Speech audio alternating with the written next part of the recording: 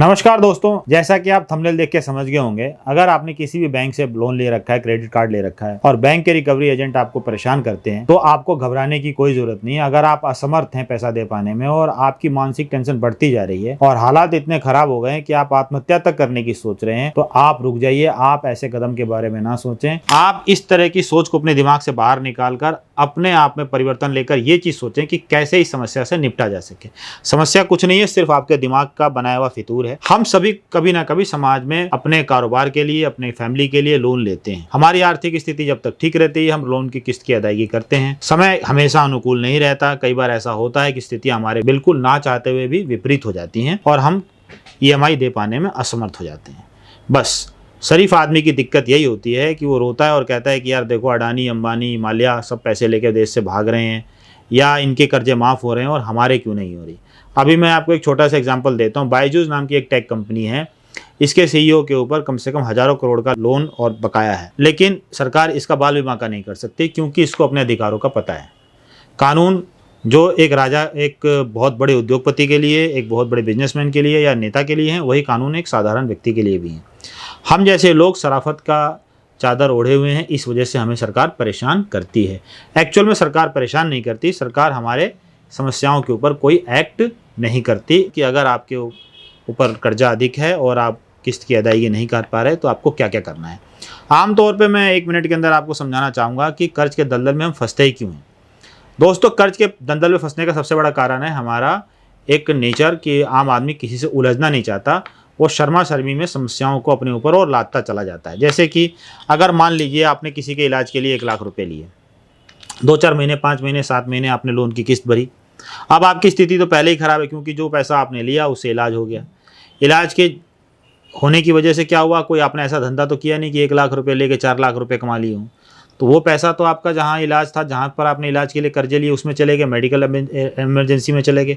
अब वो कर्जा वहीं के वहीं खड़ा है। अब आप उस कर्जे को भरने के लिए फिर किसी और बैंक के पास जाते हैं, वहाँ से 1 लाख का लोन लेते हैं। फिर 2 किस्तें साथ में जाने लगती हैं। फिर आप तीसरा किस्त लेते हैं, फिर चौथा लोन लेते हैं। और एक बार क्या होता है, जब सभी जगहों से आप लोन ले चुके होते हैं तो फिर क्या होता है, जब बैंक आपको सामने से अब ना करने लगते हैं कि भाई अब हम आपको लोन नहीं भी देंगे, यानी आप कहीं से अब पैसा ले पाने की स्थिति में नहीं है। अब ऐसी स्थिति में आप लोन की किस्त कैसे भरेंगे? तो उस समय क्या करेंगे आप? आपके दिमाग में, हमारे 90% इंडियन जो मिडिल क्लास है उसके दिमाग में ये बात आती है कि चलो अब ज़्यादा कुछ नहीं तो हम या तो लोन नहीं देंगे, बिल्कुल सही है, अगले महीने तो हम कुछ दे नहीं सकते, प्रॉपर्टी बेच देते हैं, घर बेच देते हैं, गहने बेच देते हैं। जब उससे भी बात नहीं बनी तो क्या करेंगे? शहर छोड़ देंगे। अब जब शहर छोड़ने से भी बात नहीं बन रही तो व्यक्ति क्या करता है? घुटने लगता है, अपने आप में परेशान रहने लगता है और लास्ट में क्या करता है? सुसाइड कर लेता है। तो ये जो बैंक के पाले हुए रिकवरी एजेंट और जो बैंक की रिकवरी पॉलिसी है, ये जो गुंडे हैं, ये आपको इतना इस पोजीशन पे ले आएंगे कि आप जान दे दोगे। इन लोगों की वजह से अपनी जान देने जा रहे हो भाई, मतलब भगोड़ा बनने की कोशिश कर रहे हो क्या? आप फोन बंद करके बैठे हुए हो। घबराने की बात नहीं है, स्टेप बाय स्टेप समझा रहा हूँ। समझ लो कि एक स्कूल है और आप स्कूल के अंदर पढ़ने वाले एक मामूली से छात्र हो, किसी कक्षा में पढ़ रहे हो। आरबीआई क्या है? प्रिंसिपल है। आप लेंडर, आपने किसी से पैसा लिया, आप अपनी शिकायत लेके प्रिंसिपल के पास जाओगे तब तो प्रिंसिपल कोई कार्रवाई करेगा ना भाई। यही गलती हो रही है। जितने बड़े बड़े उद्योगपति हैं, सरमाएदार हैं, ये मैंने बायजूस का एग्जांपल दिया आपको, मैंने अडानी का एग्जांपल दिया, जितने बड़े, माल्या का एग्जांपल दिया, नीरव मोदी का एग्जांपल दिया, इन लोगों ने जाके बैंक को अप्रोच किया, बैंक को जाके बताई अपनी स्थिति कि भाई मेरे साथ ये हो रहा है, तो फिर बैंक ने कार्रवाई की। अगर आप शेयर मार्केट में खरीदारी कर रहे हो और आपके साथ कुछ घोटाला हो गया, आप सेबी के पास नहीं जाओगे तो सेबी एक्शन क्यों लेगा? आपकी गली में कोई गुंडा बदमाश है, आपको डेली पीट रहा है, डेली आपको माँ बहन की गाली दे रहा है, आप थाने नहीं जाओगे तो पुलिस क्यों एक्शन लेगी? इतनी सी बात नहीं समझ में आ रही है? चले गए अपने परिवार को लेकर गंगा जी में मरने के लिए। अभी मैंने एक देखा, सहारनपुर में एक अच्छी खासी हंसती खेलती फैमिली थी, हस्बैंड वाइफ दोनों गए और जाके जो है हरिद्वार में गंगा जी में जान दे दी। बताओ, छोटे छोटे बच्चे बेचारे का क्या होगा? डरने की जरूरत नहीं है, आपने कर्ज लिया है, कोई गुनाह नहीं किया है, ठीक है ना? अब मैं आपको बता रहा हूँ स्टेप बाय स्टेप। वीडियो बहुत लंबी हो जाएगी लेकिन सारी चीज आपके कायदे की है। ये कोई छपरी की वीडियो नहीं है जिसमें गुण नाचते हुए कोई आएगा और आपको एंटरटेन करेगा। तो फिर शुरुआत करते हैं दोस्तों। सबसे पहले आपको पहले ही पता चल जाता है 3-4 महीने पहले कि भाई मैं लोन दे पाने की स्थिति में नहीं हूँ। उस स्थिति में आप क्या करते हो? आप दूसरे बैंक में चले जाते हो लोन लेने के लिए। वहां पर रुक जाओ, मेरी बात मानो, रुक जाओ एकदम। क्योंकि उस बैंक से भी लोन लोगे तो क्या करोगे? उस बैंक से भी अपना संबंध खराब करोगे, उसके भी ईएमआई आप दे नहीं पाओगे। आप 1 लाख रुपए का लोन देने के चक्कर में 1 लाख रुपए किसी से ले रहे हो, ठीक है ना? 1 लाख रुपए क्रेडिट कार्ड का ड्यू क्लियर करने के लिए कोई दूसरा क्रेडिट कार्ड उठा रहे हो, आप उसके ट्रैप में फंस रहे हो। आप वहीं रुक जाओ। जो जूता पहले बजने वाला है ना, उसको आज ही बजा लेंगे। हिम्मत रखो, थोड़ा हौसला रखो। जब मैंने ये वीडियो देखी, जब मैंने यूट्यूब पे वो चीज़ देखी, मेरे आंखों से खून निकल गया। भाई कैसे यार लोग जान दे देते हैं। 1 लाख रुपए के लोन के भरने के लिए 1 लाख रुपए के क्रेडिट कार्ड ड्यू करने के लिए दूसरा क्रेडिट कार्ड ले लो। मत लो भाई, नीचे डिस्क्रिप्शन में सारी डिटेल अपनी दूंगा। अब बता रहा हूँ क्या है। पहली बात तो आपने बैंक को करना है मेल 4 महीने पहले, जब आप जा रहे हो ना लोन लेने के लिए। भाई अब मैंने तो यार ICICI फला बैंक से, HDFC से, पता नहीं किससे किससे लोन ले लिया, अब इसकी किस्त तो मैं अगले महीने से दे नहीं पाऊंगा। तो क्या करता हूँ, फटाफट बजाज फाइनेंस से लोन ले लेता हूँ। आप बजाज फाइनेंस के पास मत जाओ भाई, क्योंकि वहां भी आपको टेंशन मिलने वाली है, क्योंकि 3 महीने बाद उससे भी डिफॉल्ट हो गए। आप क्या करो, सीधे बैंक को भेजो चिट्ठी।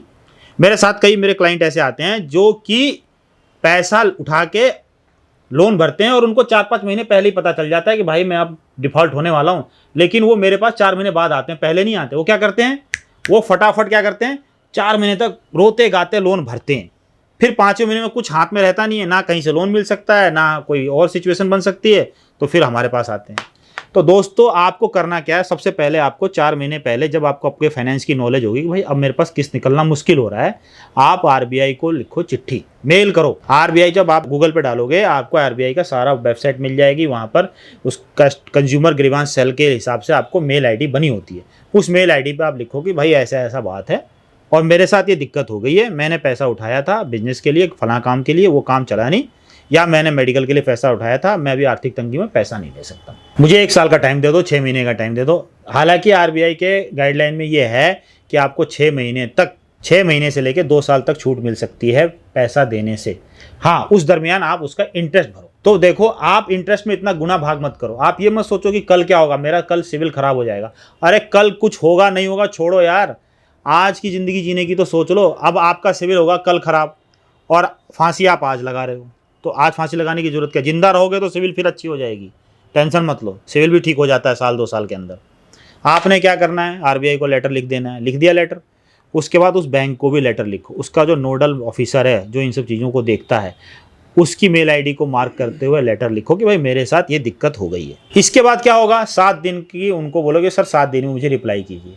मुझे मालूम है वो आपको कुछ रिप्लाई नहीं करेंगे, क्योंकि ऐसे कोई व्यक्ति बैंक से लोन लेके अगर बैंक को चिट्ठी लिखेगा तो बैंक तो रास्ते पे आ जाएगा ना। बैंक नहीं चाहेगा कि भाई मैंने फला आदमी को 5 लाख रुपए दिए और वो घर से बैठ के लैपटॉप से एक चिट्ठी लिख रहा है मेरे को कि मैं लोन नहीं दे सकता, तो फिर बैंक क्या करेगा, बैंक आपकी बात का जवाब ही नहीं देगा। ये बड़ी मोटी चमड़ी वाले होते हैं, आपको जवाब नहीं देंगे। उसके बाद क्या होगा, उसके बाद की कहानी सुन लो। आप जाइए किसी प्रोफेशनल फाइनेंस की नॉलेज रखने वाले, बैंकिंग की नॉलेज रखने वाले वकील के पास, एडवोकेट के पास जाइए और उस वकील महोदय से बोलिए कि साहब आप जो है ना एक लीगल नोटिस भेजिए, सेटलमेंट लेटर का, कि सर ऐसे ऐसे मेरे साथ दिक्कत हो गई है और मैं अब लोन नहीं दे सकता। अगरचे आपके पास पैसा है, जैसे ही आपने लीगल नोटिस भेजा उस महीने से आप EMI देना बंद कर दो। उसके बाद क्या होगा, आपके पास आएगी कॉल। ठीक है, आपने ट्रू कॉलर में जाना है और अनवांटेड कॉल का एक कॉलम होता है, उस पर आप सेलेक्ट कर देना। जैसे ही आप उसको सेलेक्ट करोगे, जो नंबर आपके पास सेव नहीं होंगे वो आपके पास उनका कॉल लगेगा ही नहीं। सबसे पहली बात तो ये। फिर भी अगर मान लीजिए कॉल आपके पास आती है, आप अपनी बात रखो कि भाई देखो मैंने लीगल नोटिस बैंक को भेजा हुआ है और ये बात है और मैं पैसे नहीं दूंगा, मेरी आर्थिक स्थिति ठीक नहीं है। देखो आपसे वो कुछ नहीं कर सकते, ठीक है ना, आप में अंदर भी वही हड्डी और मांस है जो उनके अंदर है, डर उनके अंदर भी बहुत है। आपने सिंपल क्या करना है, 1-2 कॉल उठा के अपना पक्ष रख दिया, आपने लीगल नोटिस दे दिया, वकील आपने हायर कर लिया, वकील साहब ने आपकी तरफ से केस पुट कर दिया। वहां से अगर बात आगे बढ़ती है तो हो सकता है आपके घर पे वो विजिट करें। विजिट करते हैं तो आपने डरना नहीं है, आएंगे, थोड़ा सा पोज बनाएंगे, शोर शराबा करने की कोशिश करेंगे।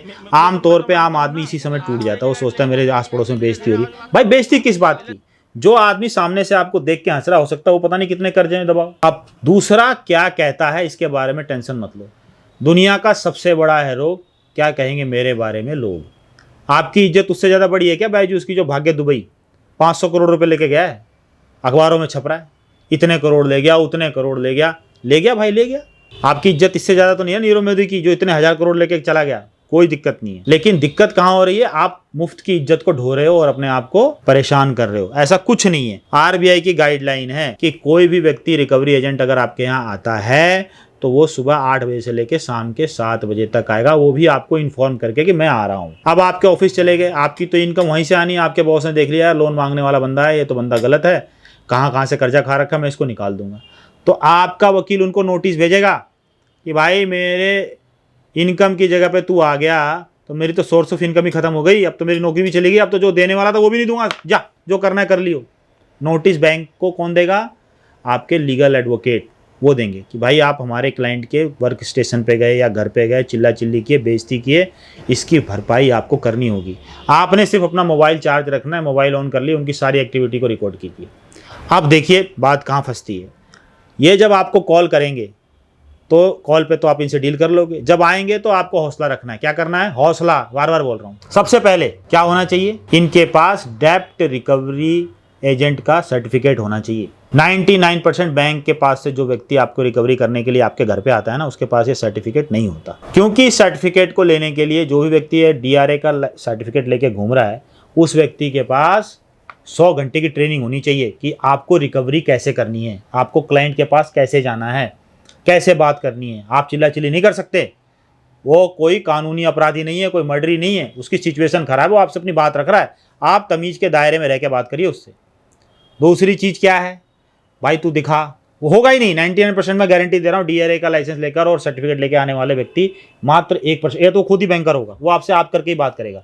जिसके पास ये सर्टिफिकेट होगा, जिसने 100 घंटे की ट्रेनिंग ली होगी, वो तमीज़ के दायरे में रह के बात करेगा आपसे। दूसरा चीज़ आपको पूछना, भाई बैंक ने तुझे ऑथोराइज किया है क्या मेरे पास आने के लिए? हैं, गुंडागर्दी चल रही है क्या? दिखा सर्टिफिकेट, दिखा ऑथोराइजेशन लेटर। नहीं दिखाएगा। वो न बोलने वाले, पहले अथोराइजेशन लेटर दिखाओ फिर बात करना है मेरे से। ऑथराइजेशन लेटर आज तक किसी ने दिखाया क्या आपको? मैं तो मांगता हूँ ना, RBI की गाइडलाइन है। पहले धीरे आवाज बात करो, आप धीरे पहले धीरे। पहले तो वही गलत हो गया, उसके बाद बोलो भाई अपना आई कार्ड दिखा। अब इन तीनों को उल्टा कर लो, आप जैसे ही उसको बोलोगे आई कार्ड दिखाना, सबसे पहले आई कार्ड लटका के जाएगा, वो दिखाएगा ये आई कार्ड, बोले तो बैंक का नहीं है भाई। फिर आप उससे बोलो भाई चल अपना ऑथराइजेशन लेटर दे दे। मान ले तू ABC से आया है और HDFC बैंक ने तुझे भेजा है, तो भाई HDFC बैंक ने तुझे ऑथराइज किया होगा ना कि मेरे घर आओ, तू मेरे से पैसे मांग, होगी बात खत्म। तीसरी बात क्या आई भाई? तीसरी बात आ गई कि जो है तू DRA का लाइसेंस दिखा दे। 99.99% लाइसेंस नहीं दिखाएगा, वो नहीं दिखाएगा तो काम वहीं खत्म। अगर दिखा दिया तो वो आपसे तमीज़ से बात करेगा, अंदर आ, बैठ, पानी पी और मेरे से बात कर। बदतमीजी नहीं चलेगी। अगर बदतमीजी करता है तो उसकी रिकॉर्डिंग आपके पास होनी चाहिए, फिर काम आता है हमारा, समझे? नीचे दिए गए नंबर्स पे आप कॉल करें, हमारे पास ये सारे दाव पेच हथियाने का तरीका है, मैनेज करने का तरीका है। हम भेजेंगे उनको लीगल नोटिस, हम उनके ऊपर केस करेंगे। अगर किसी रिश्तेदार के पास ये जाते हैं आपके, या उसको कॉल करते हैं, डिफेमेशन का केस करो आप। ये 3 महीने तक आपको परेशान करेंगे। इनकी लिस्ट होती है, बकेट 1, बकेट 2, बकेट 3। पहले महीने में आपकी किस्त नहीं गई, आप बकेट 1 में आ गए, दूसरे महीने में आप बकेट 2 में आ गए, तीसरे महीने किस्त नहीं गए, हो गई NPA, non performing asset. Non performing asset मतलब बैंक घोषित कर देता है कि फलां कुमार जो है मेरे लिए कोई भी लाभ का काम नहीं कर रहे, यानी मैं इनसे कोई भी प्रॉफिट नहीं ले रहा हूँ, मैंने इनको जो लोन दिया वो बैड हो गया, मतलब ख़राब हो गया, ये 3 महीने से किस्त नहीं दे रहे। अब आता है बैंक का कहना कि भाई भागते भूत की लंगोटी। अब बैंक आपसे आ जाएगा नेगोशिएशन के टेबल पे, लेकिन वहाँ अपने लॉयर के साथ जाना है या कोई सेटलमेंट एजेंसी के थ्रू जाना है। अब हम ही क्यों आपको चाहिए ये मैं आपको बता देता हूँ। भाई देखो, दिल्ली NCR की गारंटी है, बहुत सी एजेंसियाँ हैं जो लोन सेटल करती हैं, लेकिन दिल्ली NCR की हमारी गारंटी है। अगर दिल्ली NCR में आपके घर पे कोई भी रिकवरी वाला आता है, आपको हमें फ़ोन करना है। आप नीचे दिए गए नंबर पर फ़ोन कीजिए, हमारी लीगल टीम, और जितने बड़े वो 150 किलो का पहलवान लाएगा तो हम 200 किलो का पहलवान हमारे पास है, हम आपके दरवाजे पे आएंगे और लीगल तरीके से निपटारा करेंगे। हम कोई गुंडे नहीं हैं, लीगल तरीके से निपटारा होगा। तमीज़ के दायरे में अगर वो हैं तो तमीज़ के दायरे में हम भी हैं। आप अपने घर में बंद हो जाना, आराम से खाना खाना, TV देखना, हमारी टीम उनसे डील कर लेगी, ठीक है? तो आपको इस तरह के विचारों में नहीं आना कि मुझे जान देना चाहिए या मुझे ये करना चाहिए, मुझे वो करना चाहिए। एक बार इनसे भिड़ो और ये सेटलमेंट करेंगे। अभी मार्च का महीना आने वाला है, ईयर क्लोजिंग है, इस टाइम बैंक बहुत अच्छे सेटलमेंट के ऑफर देता है। मैंने ऐसे केस करवाए हैं, 17 लाख का लोन 2 लाख में हो गया, ठीक है? 20-22%, 15% पे भी कर देते हैं ये। और सेटलमेंट होने के बाद भी मत घबराओ, सेटलमेंट के भी अगर आपके पास पैसे नहीं है तो उसकी भी EMI बन जाती है। दोनों बातें हैं। मैं बैंक की तरफ से भी बोल रहा हूँ कि पैसा अगर लिया है तो देना होगा, लेकिन कैसे देंगे? आप अपनी शर्तों पे देंगे, सेटलमेंट करेंगे, रिक्वेस्ट करेंगे, कॉम्प्रोमाइज़ करेंगे, दोनों पार्टी करेगी और फिर जाके सेटलमेंट होगा। आपके पास एक हथियार और होता है, आपका चेक लिया, ले जाके डाल दिया कहीं। मान लीजिए आप दिल्ली में हैं, आपने जब लोन लिया होगा तो कुछ PDC चेक दिए होंगे उनको, वो चेक वो इसी दिन के लिए रखते हैं कि अगर आपका लोन डिफ़ॉल्ट होगा तो क्या करेंगे? आपको डराने के लिए सीधे ले जाएंगे और क्या करेंगे? आप दिल्ली में, चेन्नई में जाकर किसी बैंक में प्रेजेंट कर देंगे, वहाँ के कोर्ट से आपको आ जाएगा मैसेज, नोटिस आ जाएगा कि भैया आपने चेक बाउंस किया है, आप कोर्ट में हाजिर हो। अवेलेबल वारंट होता है। आपको कोर्ट से संपर्क बना के रखना है। आपने कोई चोरी नहीं की है, आपको कोर्ट जाना है, आपको आर्बिट्रेशन में जाना है, अपनी बात रखनी है। कोई कॉल आती है, 90% आपको कॉल नहीं उठाना, एक आधा कॉल से अपनी बात को रखना है। आपकी लीगल टीम काम कर रही है, आपके सेटलमेंट एजेंसी काम कर रही है, उनसे आप कोऑर्डिनेशन बना के रखिए। और दिल्ली एनसीआर की अभी हमारा उतना ब्रांच हमारे तो दिल्ली एनसीआर में ही काम है, ऑल इंडिया तो हम अभी नहीं कर रहे हैं। लेकिन अगर फिजिकल प्रेजेंस की बात है तो हम ऑल इंडिया में नहीं है, बाकी हम सारी सर्विसेज ऑल इंडिया में देते हैं।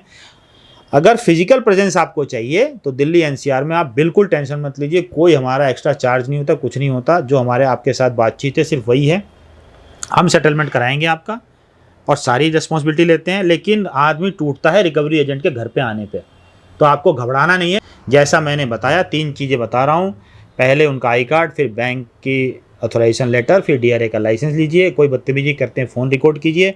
अगर घर पे बाहर कोई हेंचमैन ताकतवर 3-4 बंदे ला के खड़ा करते हैं, तुरंत नीचे दिए गए नंबर पर कॉल करें। If you are from Delhi NCR we will reach within 1 hour, जो भी हमारे ऑफिस से संभावित डिस्टेंस होगा। तो डरने की ज़रूरत नहीं है दोस्तों, लोन के जाल से निकलो। और ईएमआई अगर नहीं भर पा रहे हो तो तुम चोर नहीं हो, तुम वक्त के मारे हो, वक्त के मारे का सहारा भगवान है। धन्यवाद।